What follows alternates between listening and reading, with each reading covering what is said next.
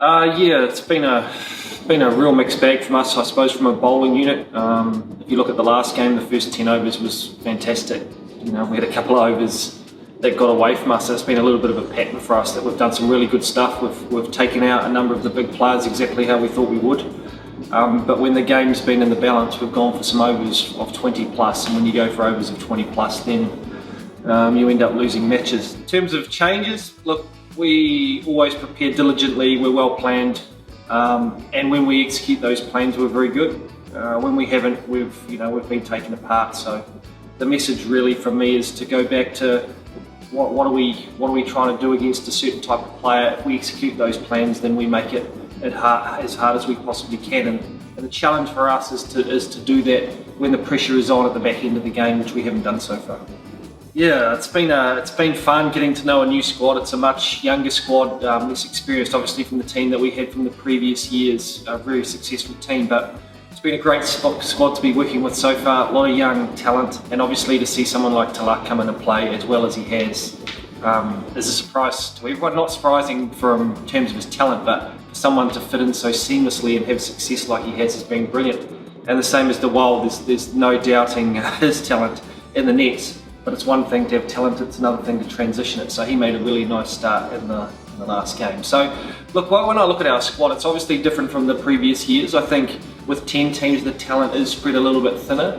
And so it's hard to make a judgment on your squad until you look long term and you give these players opportunities and see some success that we've had. So look, we've had 3 losses, that's only 3. The next 3 years, for whatever it may be in this auction period, is a long time. But I take a great deal of heart from the way those 2 players in particular have started, and know there's some other players on the sideline who are itching for a chance and who will do very well when they get the opportunity.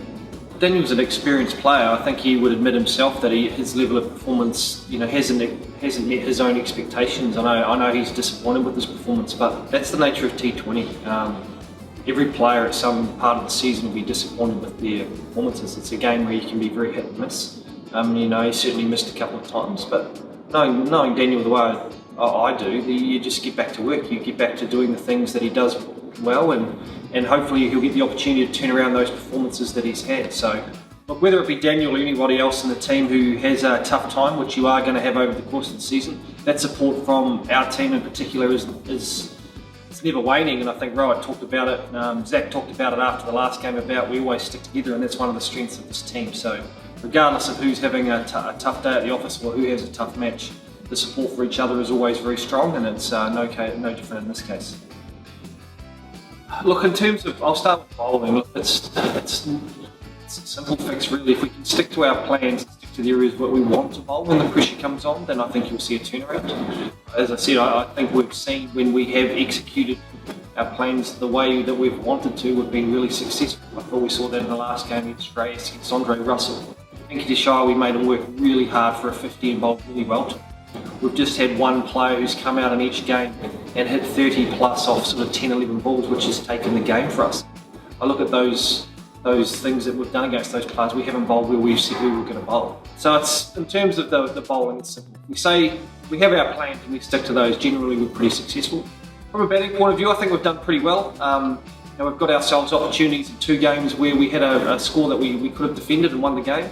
And probably the one game against Rajasthan, we lost a couple of wickets, but we were chasing a very big score. So look, I have a lot of faith in the batting lineup. There's no doubt we've got strength and depth there, and would expect us to score runs across the season. So from my perspective, certainly not panicking, but we need to improve those areas pretty quickly with the ball if we're going to be in contention this year. Motivation is not something that I need to work on. These guys are all motivated. Every time we play, particularly a game against RCB, is always a fun game. So in terms of motivation, that's a given in this team. One of the things that's also talked about is energy. So motivation, energy is just expected. That's what we do. We turn up, we're ready to play. And I certainly can't fault the guys in terms of that. As I said, we've got one practice for the guys. It's not a case of just going in and 1 or 5 overs of skill work isn't going to change it. The change for us is going to come up here. How do we adapt? How do we stick to our plans under pressure?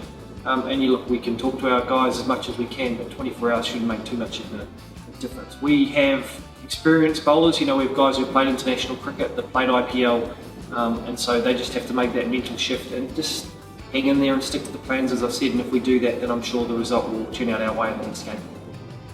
Thank you, Shane, for your time. Thank you, everybody, for your questions. We should do this live soon. Thank you very much.